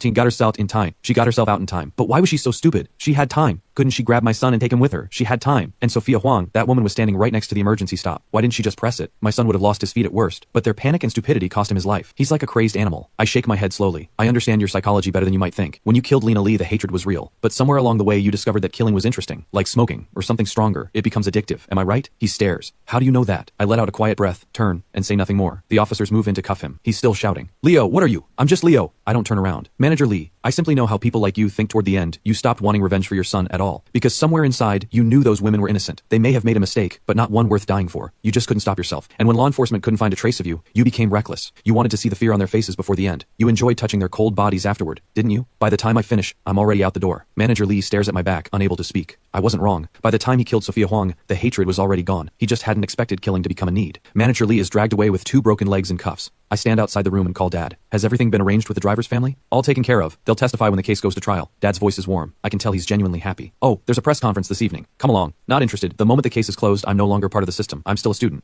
Right. You're still a student. Dad rode your coattails on this one. How about a big gift to make up for it? Sounds good. Depends on what it is. We talk a bit more, then hang up. Nothing else to do. I head home. The moment Auntie Wang sees me, she wants to make food. I claim I'm not hungry and turn on the TV. By evening, nearly every channel on Kingdo Television is running the same report. Breaking news. The serial torture murder case that shook Kingdo 10 years ago has been officially solved. The suspect was apprehended at an orthopedic hospital at 3:42 this afternoon. According to the Law Enforcement Bureau, the torture murder case from 2 days ago and the decade-old serial case were committed by different perpetrators. Both cases have now been closed. Beyond the efforts of the Law Enforcement Bureau, a young man with the surname Yi, who has declined to be identified, made the greatest contribution to solving both cases. I watched the report. I'm not surprised my involvement leaked. I was there the whole time. There's no hiding that. But I didn't expect Mom to call so soon. Mom, what is it? Jackson Xiao's mother is here. She has something to say to you. Her voice comes through the phone. Young Master Leo, thank you for your kindness. But my son doesn't deserve that kind of honor. I mean it. Thank you. And I want to take this chance to apologize. I shouldn't have hidden the truth from you. A smile comes to my face. No need for any of that. No need at all. Leave him where he is. He made his choices. Then we'll do as you say. I don't do good deeds without reason. There are too many people in this world who truly need help. No point going out of my way for someone who may not have deserved it. The reason I made that promise in the first place was because I said it before we opened the coffin. Now that she's declined, I simply follow her lead. I set down the phone and go back to the television. Mom and Dad don't get home until nearly 10 at night. The moment they walk in, Mom calls me out of my room. Leo, your dad has a gift for you. I honestly didn't think Dad would actually follow through, so I looked genuinely surprised. Dad, you were serious about that? Dad laughs out loud. He claps me on the shoulder. What did you think? You should have seen Raymond Zhao's face when he came to my office. It was deeply satisfying. You did the most for this family and for the entire law enforcement system. A gift is non-negotiable. Let's see it then. Stop being mysterious. But after a moment, neither of them moves. There's no gift box on the table either. Mom smiles with pressed lips. Your dad is arranging for you to graduate from high school early. Next semester, you'll be enrolled directly into the Kingdo Police Academy. I go completely still. At first, hearing I don't have to finish senior year, I'm quietly pleased. Then I realize it's just a different school. Dad sees my expression and speaks up. The Kingdo Police Academy is the highest-ranked law enforcement institution in the country. Everyone who gets in has the talent to become an exceptional officer. When it was founded, your grandfather was its honorary principal. I graduated from there myself. Leo, the people there are genuinely interesting. Don't you want to find out for yourself? The top graduates, as long as nothing goes wrong, almost always end up in positions of authority. But more than a few people have said, the top students from the Kingdo Police Academy could just as easily have been criminal masterminds. If they ever turned to crime, they'd send the entire law enforcement system into chaos. Now that actually sounds interesting.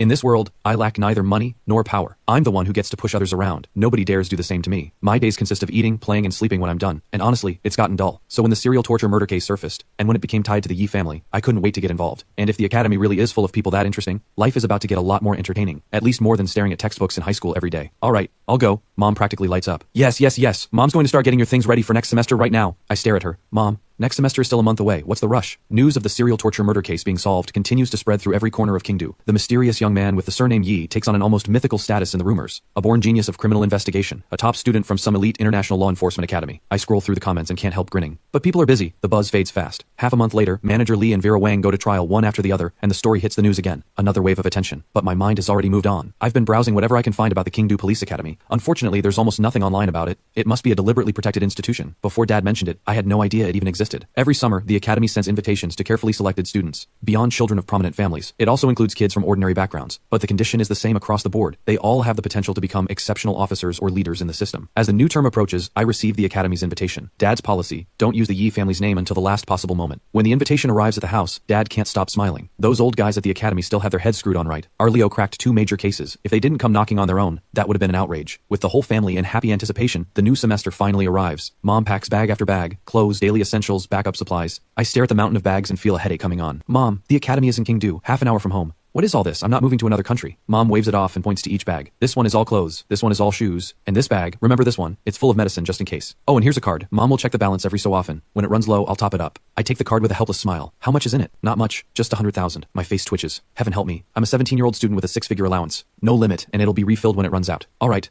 I'll admit the family has businesses that keep the money flowing, but 100,000 for pocket money is genuinely excessive. I let out a quiet sigh. I tuck the card into my pocket without a word. Got it. I'll call you before it runs out. Mom's expression suddenly turns soft. She pulls me into a tight hug. Leo, take good care of yourself while you're there. Eat on time. Sleep on time. You hear me? I pick up my suitcase. I hear you. I'll definitely come back a few pounds heavier. I say it with a smile and head out the door, taking the car to the academy on my own. Every year the academy sends highly specialized graduates across the country. For students who dream of a career in law enforcement, this place is sacred ground, a destination everyone chases. As the break ends, the academy slowly comes alive with noise and movement. Energy, ambition, and youth fill every corner. It feels like a place where nothing dark belongs. On the rooftop of Block B dormitory, 7th floor, no one has been up here in 2 months. Wind howls across the rooftop, rattling every piece of metal, sheets of corrugated iron clattering, bolts and pipes knocking against each other. The iron door at the top of the stairwell seals this place off completely from the floors below. No one has ever seen what's up here, only that there's a water tower. With the new term starting, the tower will begin its work again, storing and releasing water for students to shower and do laundry. But after more than 2 months without use, combined with a loose valve, there isn't a drop of water left inside the tower. Only small things, bumping and scraping against the metal walls. The sound is faint, but press your ear close enough, and you'd hear something squeaking. Almost certainly, there are rats inside that tower. I stand at the academy entrance. The gatehouse is dedicated. Officers on duty. They stand perfectly straight,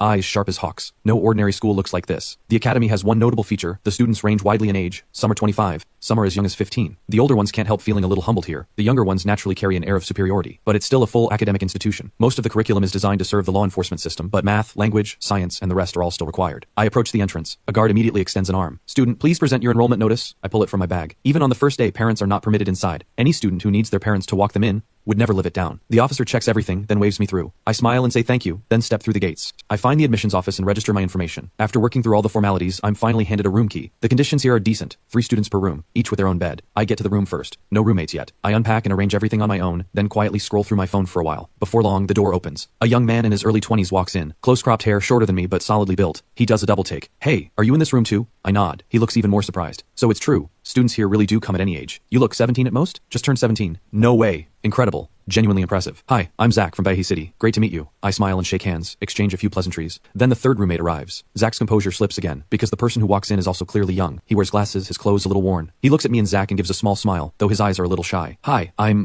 Dale. I'm Leo. I'm Zach. How old are you, man? He seems very invested in this question. 19. Oh, come on. Are you serious? 3 people in one room, one 17, one 19, and then there's me at 21. How am I supposed to show my face around you two? Zach beats his chest dramatically. Dale and I both laugh, but Dale keeps glancing over at me, and finally can't hold back. Are you really only 17? I confirm it. He grins. Looks like I came to the right place. This is going to be fun. I glance at him in mild surprise. He has the exact same attitude as me, here for the fun of it. The 3 of us talk for a bit, then decide to check out the cafeteria together. It affects the food quality for the entire semester, not something to take lightly. Fortunately, the cafeteria doesn't disappoint. The food is actually good, at least enough to have Dale and Zach grinning and singing the academy's praises. But when we get back to the dorm after dinner, the good impression takes a hit. No water. Dale is shirtless. There's air conditioning, but he still feels sticky. After waiting a while, he says, "This won't do. Let's go ask the dorm supervisor downstairs when the water's coming back." Zach and I both agree. No shower in this heat. Genuinely miserable. The 3 of us head down only to find a crowd already bombarding the dorm supervisor. The supervisor grabs a megaphone over the noise. "Everyone calm down. I only just got back to campus this evening myself. I've already reported the issue. Looks like the rooftop water tower hasn't been used in too long and something's gone wrong. But it's too late now. The school says a maintenance worker will come fix it tomorrow. We have to wait until tomorrow. We're going to smell like salted fish by then." Exactly. We need water. We need showers. Our roommate Wang Daming has the worst foot odor. If there's no water tonight, we'll all be suffocated by morning. Students keep shouting. The supervisor looks exhausted trying to manage them. Dale sighs. I say, "Let's just go back. We'll make do for tonight."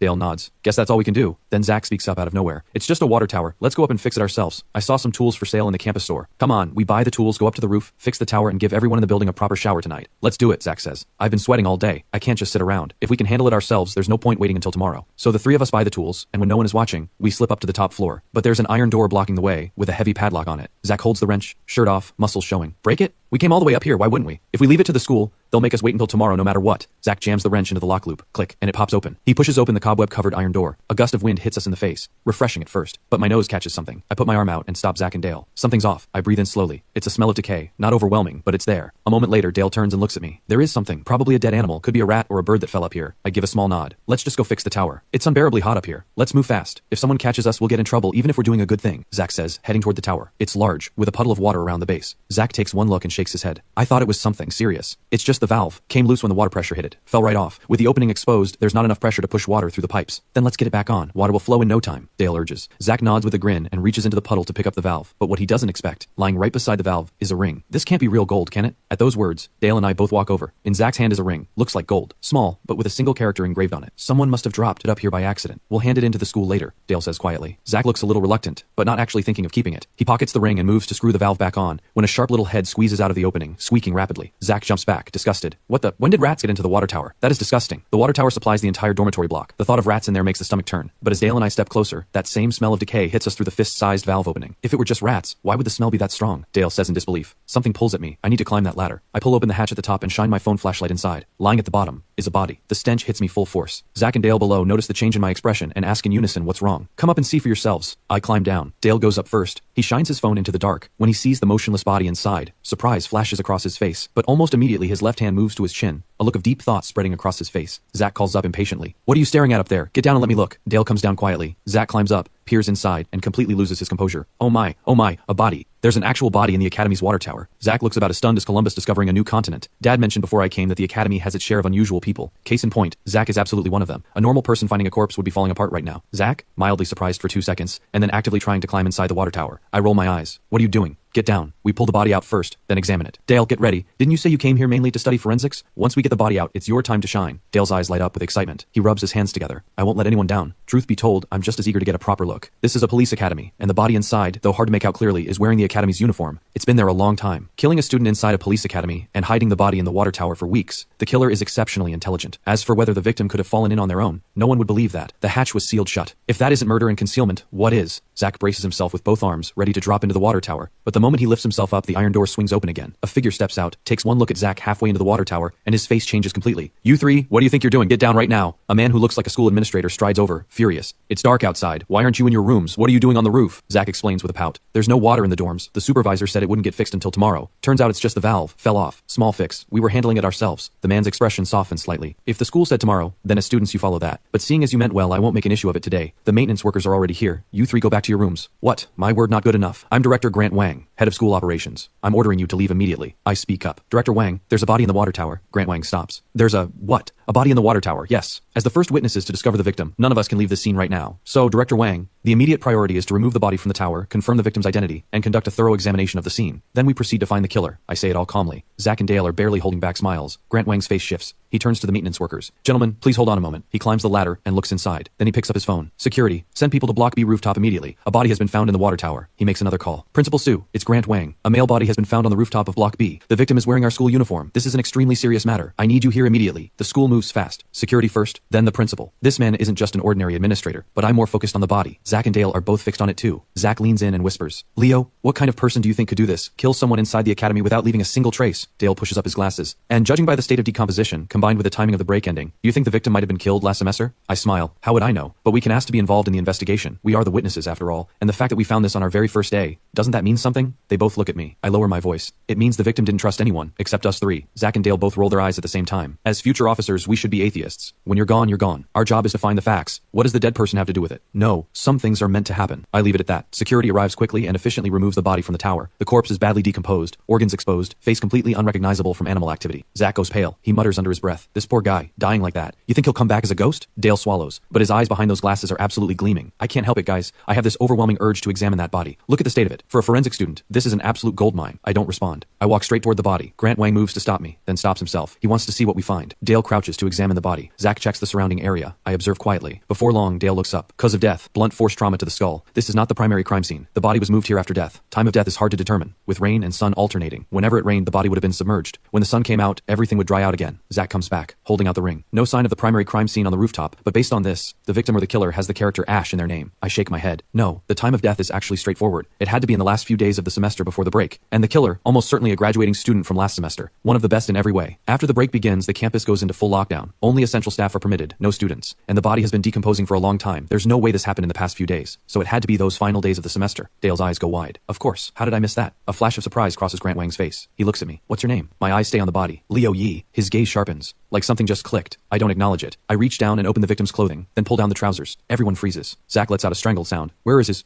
Eaten by the rats. I give him a look, then stand. This is almost certainly a revenge killing, and the mutilation after death, almost always a crime of passion. The words barely leave my mouth when a voice comes from behind. True to the Yi name. Looks like in 3 or 4 years the Academy will be sending another rising star into the world of criminal investigation. The speaker is Principal Sullivan Sue. The moment he appears, Grant Wang rushes over. Principal Sue, you're here. Sullivan Sue waves it off. He walks to the body, takes one look, and sighs. You three said this is a revenge killing, that the name contains the character for Ash, and that the victim is most likely a graduate from last semester. Grant Wang, which graduates from last semester had that character in their name? Principal Sue, I've seen this ring before. Ash Yang used to wear one exactly like it. Grant Wang says it carefully. Sullivan Su's expression changes completely. Say that again? He is Ash Yang. I look over. Even the principal is this shaken. This Ash Yang must have been someone extraordinary. No way. Ash Yang? The Ash Yang who ranked in the top 3 in every subject last semester? Zach says in disbelief. Sullivan Su doesn't answer. He raises his voice. Now, contact the City Bureau immediately. The Academy will form a dedicated investigation team to work alongside them. Have them run the DNA as fast as possible, confirm whether this is Ash Yang, and immediately contact his parents. He's been dead for nearly 2 months. If this really is Ash Yang, his parents should have called the school long ago. I'm thinking the same thing. Grant Wang calls the authorities immediately, then dials Ash Yang's home and puts it on speaker. He keeps his voice casual and warm. Hello, am I speaking with Ash Yang's father? This is Grant Wang, Director of Operations at the Academy. Oh, Director Wang, what can I do for you? I was wondering, is Ash Yang at home right now? There's something at school we'd like to discuss with him. Grant Wang keeps his eyes on the principal as he speaks. Ash Yang's father sounds relaxed. He's not here. Who knows what's going through his head? After graduation, he said he was going to a rural mountain area to teach. Didn't even discuss it with us, but he did mention we'd get to see him in the next couple of days. Everyone exchanges startled looks. Grant Wang presses on. Has he been in contact? Video calls? Phone calls? He's in a remote area. No internet. Barely any signal. Video calls are out of the question. Even phone calls. Last month he said he'd gone into town just to call us. Then Ash Yang's father seems to sense something. Is something wrong, Director Wang? Has something happened to our son? Grant Wang looks at the principal. Sullivan Su takes a deep breath and takes the phone. Mr. Yang, this is Principal Sullivan Su. I need you to confirm something. The person who called you last month, are you certain it was Ash Yang? Of course, though his voice was hoarse. He said he had a cold, sounded very congested. I look at the body on the ground. That was him. And the person who made that call to his father, that was the killer, telling Ash Yang's parents they'd see him in a couple of days, because these are exactly the registration days. The body in the water tower was about to be discovered. Sullivan Su clears his throat. Nothing has happened, but since we haven't been able to reach Ash Yang, we'd like both of you to come to the Academy. There's something very important we need to hand to you in person. But we're in Shanghai. Mr. Yang, you and your wife need to be here in person. This is of the utmost importance for Ash Yang. Sullivan Su tells a kind lie. Ash Yang's father agrees. The call ends. Sullivan Su stands in silence for a long moment.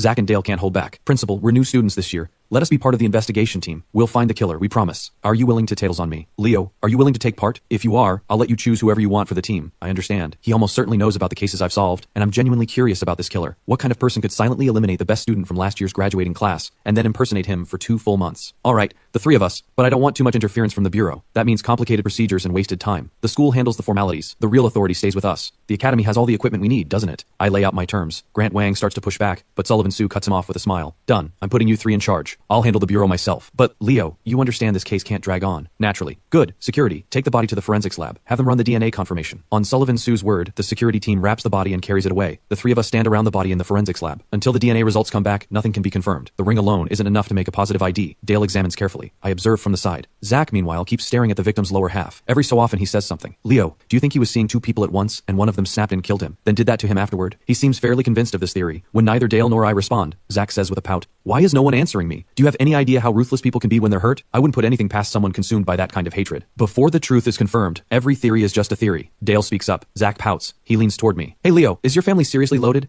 I noticed Principal Su called you young Master Leo when he arrived. I look back at him. Are you here to solve a case or to gossip? To solve it, obviously, but honestly, I already see the real challenge here. It's not figuring out who the killer is, it's finding proof. Our opponent is a highly intelligent criminal. Someone who could eliminate one of the Academy's best students without leaving a trace. Any evidence they left behind will be extremely rare. Zach seems like someone who doesn't take things seriously, but getting into this Academy means he has something. Right now, his read on the situation matches mine exactly. The hardest part isn't identifying the killer, it's proving it. We work from evening into the dead of night. Dale finally gets the results. It's Ash Yang. Leo, you were right. Time of death approximately 60 days ago, skull crushed by a blunt object, then mutilated and hidden in the water tower. I take off my jacket and say quietly, I'm thinking, could what was removed from the body end up being our most important piece of evidence? Dale and Zach both go still. They give a pained smile. That's impossible. It's been 2 months. Would the killer actually preserve it? Just a theory. I smile and leave it there. We open the lab door and find a crowd of people waiting outside. All Academy students. A tall young man steps forward. You're the investigation team Principal Su appointed. The new intake? Zach steps right up to the front. He lifts his chin. That's us. I'm Mason Wang, 2nd year. You're senior. My team is requesting to join you. Share what you know about the case, so we can solve it faster. His tone sounds reasonable on the surface, but it's an order wrapped in politeness. Zach's expression darkens. Dale pulls the folder close to his chest. Mason Wang sees our silence and continues. Listen, this is the first murder in the Academy's history. The outside world already knows. It's everywhere. For the sake of the school's reputation, know your limits. Don't let this drag on and make things worse. Ridiculous. Who says we can't solve it? Zach fires back. I say you can't, and I mean it. The only reason I'm offering to join is out of respect for Principal Su. Otherwise, I'd be calling for your team to be dissolved. Mason Wang's eyes fill with anger. The guys behind him chime in. We'll give you credit when the case is solved, but you just arrived. You probably don't even know the basic procedures. So agree now. You'll learn from us. Zach's fists tighten. Get lost. The only people who can teach me are professors. Who do you think you are, lecturing us? Mason Wang's eyes go cold. I'm giving you a chance. You sure you're turning it down? One application from us and your team gets dissolved. Zach and Dale can both tell Mason Wang isn't someone ordinary. I hate this kind of thing. I quietly pull Zach behind me and face Mason Wang. Last warning. Move. Mason Wang laughs out loud. I heard this intake has a bunch of so-called geniuses. 17, 18 years old. Sure lives up to the hype. But do you understand? Even here, you follow the rules. Rules? Tell me about them. I smile and ask. Mason Wang is one of the top criminal investigation students in the second year, and his uncle is Raymond Zhao, head of the city bureau. Once he graduates, he walks straight into a position there. For most people, Mason Wang is someone worth respecting. Even Dale and Zach's expressions shift. But in the next second, Mason Wang's arrogant expression vanishes. I put my palm flat against his face and shove his head hard to the side. Mason Wang stumbles back, face red with humiliation. You dare push me? You're Raymond Zhao's nephew, that's it, and you come in here putting on a show. I look at him steadily. Call your uncle. Ask him who Liu Yi is. I turn and walk away with Zach and Dale. They fall in behind me. I can feel their curiosity about who I am. Now they'll understand why a bureau chief means nothing to me. The people behind Mason Wang are seething. Stop right there, they shout. I turn and ask, want to fight? Trust me, the ones getting expelled afterward won't be us. When the situation calls for it, I don't mind using what I have. The Yi name gives me all the confidence I need. Mason Wang pulls himself together and starts thinking hard about who Liu Yi is. The academy has no shortage of students from prominent families. Then something clicks. That serial case from a little over a month ago, when his uncle brought it up, he was furious. A decade-old case he'd been kept in the dark about, and the one who solved it was Liu Yi, the eldest son of the Yi family. His uncle's greatest rival, the Yi family. Mason Wang finally understands. He hurries after us and forces a smile. You're the young master of the Yi family? I glance at him. No answer. I just say to Zach and Dale, let's go. We walk away without looking back. Mason Wang stands there, expression dark, ears burning red. Someone beside him mutters, Mason Wang. Are we really just letting them go? Solving this case would count for a lot. Mason Wang turns on them with a glare. Don't say I didn't warn you. From now on, when you see Liu Yi, walk the other way. He's the eldest son of a 3-generation military and law enforcement dynasty in Qingdu. Don't touch that. Everyone goes quiet. We head to the principal's office in the early hours of the morning. Sullivan Su hasn't slept. He stands as we enter. What's the result? Confirmed. The victim is Ash Yang. Time of death approximately 2 months ago. Now we need his social records from that period to narrow down the suspects. Sullivan Su nods and pulls a folder from his drawer. Already prepared. Don't stay up too late. We take the files back to the dorm. Sullivan Su's notes are thorough, covering Ash Yang's roommates, classmates, everyone. Zach reads for a bit and gets a headache. Dale is about the same. Give him a body to examine and he'll go all night. But anything else, and he's yawning within minutes. I sit alone at the desk and go through everything. I focus on Ash Yang's 2 roommates, and his girlfriend, Jess Guo, now a junior officer at the West District Police Station. I close the file and write down 3 names. Jess Guo, Warren Zhu, Eli Wu. I lock away the files and go to sleep.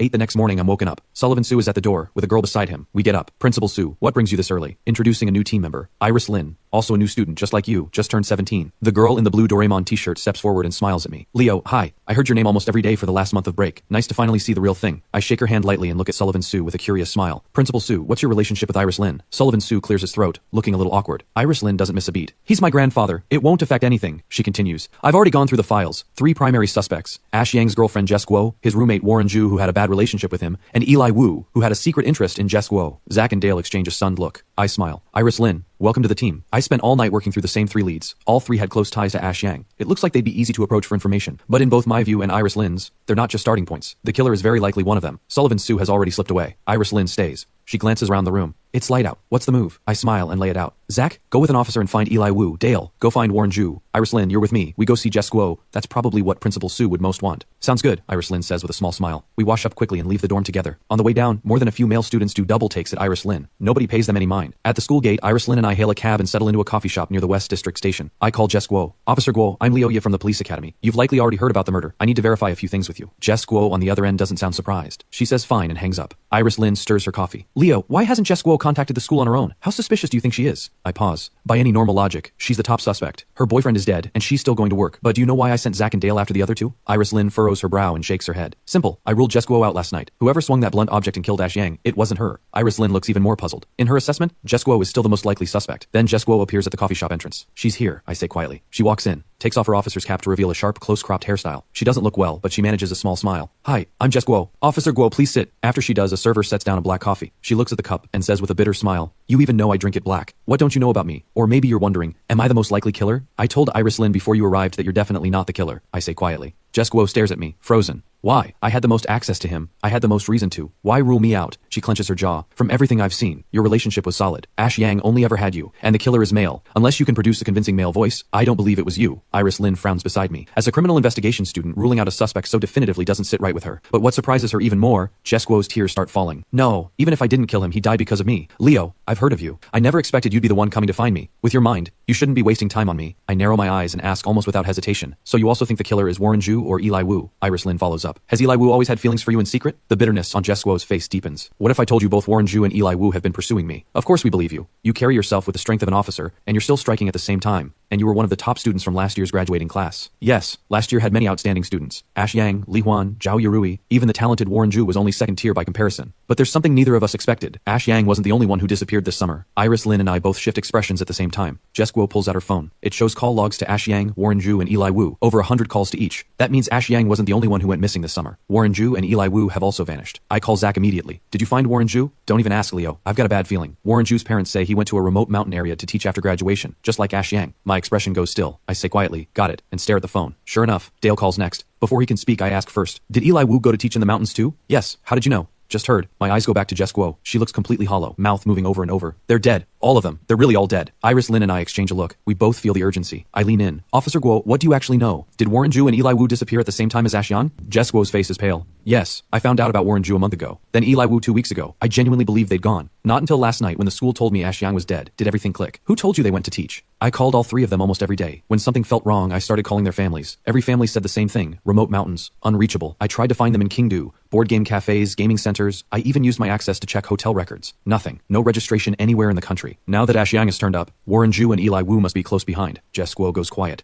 Iris Lin and I press forward. Did the 3 of them, in room 314, ever have a serious conflict with anyone? I don't know, I genuinely don't. No one wants to find the killer more than I do. Those 3, my boyfriend and my 2 closest friends. Jess Guo's fists tighten. I frown. Wait, from what I understand, Warren Zhu and Ash Yang didn't get along. That's true. Ash Yang and Warren Zhu clashed. Same with Eli Wu. But when something real happened, those 3 trusted each other more than anyone. That I believe. Every school has people like this. They rub each other the wrong way on a regular basis, but the moment someone goes after one of them, they close ranks tighter than anyone. Alright, Officer Guo, we won't take up any more of your time. I have what I need. Jess Guo takes a long breath and stands. She's almost out the door when she turns back. Find them as soon as you can. Once they're all found, I'll go see them. Then she's gone. Iris Lin watches her leave. She's hiding something. She is, but it's probably not related to the case, I say lightly. Iris Lin thinks for a moment, then says quietly, the dynamic between Jess Guo and those 3 is more complicated than it seems. Even if she misses Ash Yang, was it really necessary to call Warren Zhu and Eli Wu hundreds of times? I smile and say nothing more. We head back together. In my mind, Warren Zhu and Eli Wu were the prime suspects, but the case has gone in a direction no one expected. Anyone would be caught off guard by this. In the car, Iris Lin's expression is serious. I glance at her. What's wrong? Feeling thrown off? Not quite. I'm just thinking, what kind of person could take out 3 exceptional students like that? And where are Warren Zhu and Eli Wu's bodies? I don't pause. At the school. Iris Lin looks up. The school has people everywhere right now. After Ash Yang, the administration launched a full sweep. If their bodies were there, they should have been found by now. What do you think? Besides the water tower, where else on campus could a body be hidden? Iris Lin furrows her brow, turns it over and over, and can't come up with anything. The car goes quiet. Then, both Iris Lin's phone and mine receive a notification from the school's official account. Today is the 2nd day of the new semester. It is also the Academy's annual tree planting day. All students are asked to plant their tree on the back hill before 6 this evening. Tree planting is the school tradition. Every new student plants a sapling on the back hill. 4 years later, the trees have grown, and so have they, from students into officers who can hold their own. Iris Lin stares at the notification. She looks pained. Who has the heart to plant a tree right now? Then she stops mid-sentence and snaps her eyes to me. But I'm already shouting at the driver. Step on it. We need to reach the back hill of the police academy in 10 minutes. The cab pulls up to the academy's back gate quickly. As Iris Lin and I get out, we see students gathering in the back courtyard. Despite the murder, life on campus goes on. I spot Grant Wang organizing the activity and run over. Director Wang, hold the tree planting for now. Grant Wang frowns. Weren't you investigating Ash Yang's case? What are you doing here? Director Wang, Warren Zhu and Eli Wu are unaccounted for. Their families say they went to teach in the mountains, just like Ash Yang. We now believe Warren Zhu and Eli Wu have also been killed. Their bodies are likely hidden in these trees. Grant Wang stares at me in disbelief. What are you talking about? Ash Yang is the only victim. How could Warren Zhu and Eli Wu be dead too? Whether you believe me or not, Director Wang, to prevent the scene from being disturbed, the activity has to be suspended. Grant Wang thinks for a moment. Alright, get into the tree line. I'll have security assist you. Iris Lin and I nod and run toward the trees. I send a message to Dale and Zach to come to the back hill the moment they return. Every tree here represents a student. It's a tradition established when the current principal took office. So even though there are many trees on the back hill, we go straight to the student planting area. The killer told Ash Yang's parents they'd see him in a couple of days. I originally assumed that referred to Ash Yang. Now I think that line included Warren Zhu and Eli Wu too. The killer meant, in a couple of days, all 3 of their families would be finding out the truth. If that's correct, Warren Zhu and Eli Wu's bodies are most likely at their own trees. As we move deeper into the planting area, a faint smell of decay drifts on the wind. Not strong, but Iris Lin and I both know the bodies are ahead. We reach the 3 trees planted side by side. Ash Yang's, Warren Zhu's, Eli Wu's. Sure enough, 2 decomposed bodies hang from the branches. Crows perch on them, heads dipping. We step closer. The crows scatter with a harsh cry. They really are here, Iris Lin says quietly. I say nothing. I climb Warren Zhu's tree slowly. When I reach the body, the first thing I notice is the mouth is open. No tongue. The jaw is propped open with a nail. That single image tells me everything. Warren Zhu was brought here while still alive, hung from the tree. To stop him from crying out, the killer cut out his tongue and used a nail to keep the jaw from closing. Down below, Iris Lin isn't idle. She's searching the ground. She finds something quickly. There are blood pools beneath both trees. I examine the rest of Warren Zhu's body from my position in the tree. I pull down his trousers. My eyes go still. If Zach were here, he'd probably say it again. I climb to Eli Wu's tree. Same. No tongue. Jaw propped with a nail, and the same mutilation. Just as I thought, I say. Iris Lin doesn't look away. For students at the police academy, a case is a case. Gender is irrelevant, but she can't see clearly from below, so she asks, same as Ash Yang? Same, but different. Ash Yang's body, aside from the mutilation, wasn't deliberately damaged anywhere else. Warren Ju and Eli Wu are different. Besides the mutilation, they're missing their tongues. The killer was afraid they'd be heard, I say. Iris Lin follows the thought. There's a large amount of dried blood on the ground below. The killer didn't end it quickly, cut the tongue, then opened the veins, bled them almost completely dry. Ash Yang, Warren Ju, Eli Wu, roommates who clashed but stood up for each other when it counted. The first body was Ash Yang. These two don't need DNA confirmation. They're absolutely Warren Ju and Eli Wu. None of them were bullies. So what on earth did they do to deserve this? And there's still one question that matters most.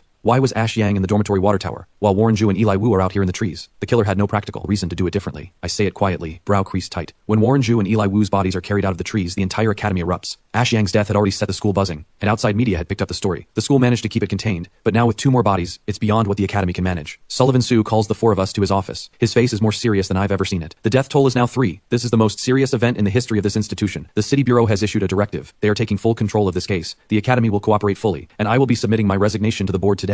Dale and Zach look horrified. Principal Su, what does this have to do with you? This is a major criminal case that occurred under my watch. He is the highest authority in this school. There's no other way. I sigh too. Iris Lin's face is full of resistance, but she doesn't want to make things harder for her grandfather. Grandpa, don't worry. Even without direct investigative authority, we will find the killer. Sullivan Su's eyes move across each of us. He smiles. I believe in you. A case at this school, solved by students of this school. That's how you restore the name. That's the best thing you can do for the victims. Go. Keep going. Head at his office. Iris Lin's eyes are red. Don't be upset. Principal Su might still come back, I say quietly. Iris Lin bites her lip. Everything has moved so fast these past 2 days. Faster than any of us were ready for. And now we've even lost direct investigative authority. Leo, tell me what we do now. Right now we have only a few confirmed leads. The calls made to all 3 families came from the same voice, which means the suspect is likely male. Second, don't change the direction. This case is still deeply tied to emotional motive. Third, and most importantly, we have to understand why Ash Yang was hidden in the water tower while Warren Ju and Eli Wu were left in the trees. Iris suddenly understands. You're right. The direction stays the same. The locations where the 3 bodies were hidden. That has to be significant. To understand the difference between the 3 bodies, we need to examine them again. Dale, before the City Bureau takes full control, we have to move fast. The moment I finish, all 4 of us head straight to the forensics lab. But at the door, we find officers already on guard. You 4, stop. What's your business? They block us. Dale looks exasperated. They got here first. It's fine. If it comes to it, we go straight through. I turn to the officers. We are students from the police academy, originally assigned to the Ash Yang case. We have critical information to share with you. The officers look skeptical. I pull out my student ID. They take one look, and their expressions change completely. Young Master Leo, make way everyone. Let young Master Leo and his classmates through. Zach and Dale are caught off guard by my identity again. They watch the officers step aside. They can't hold back. Leo, what exactly does your dad do? He's in law enforcement. And your grandfather? I turn around, smiling strangely. He runs in military academy circles. No way. One in law enforcement, one in the military. Don't tell me your mom and grandma are just as impressive. Nothing worth hiding. My mom is one of the country's top forensic scientists. My grandma is nearly retired but still holds the title of criminal investigation expert. After hearing all that, Zach and Dale both go completely blank. After a long pause, one thought finally surfaces. This entire family is just not human. I say nothing more. I push open the lab door and walk in. The moment I'm inside, I see a familiar figure bent over the 3 bodies. A smile pulls at my lips before I can stop it. Dale stares open-mouthed, then grabs Zach's arm. Oh my, I'm seeing my idol. Zach, pinch me. Am I dreaming? Zach smacks him on the back of the head. What is wrong with you? There's no celebrity here. It's just a woman doing an autopsy. You idiot. Look at who's doing the autopsy. She's a legend in forensics, one of the top forensic professors in the country.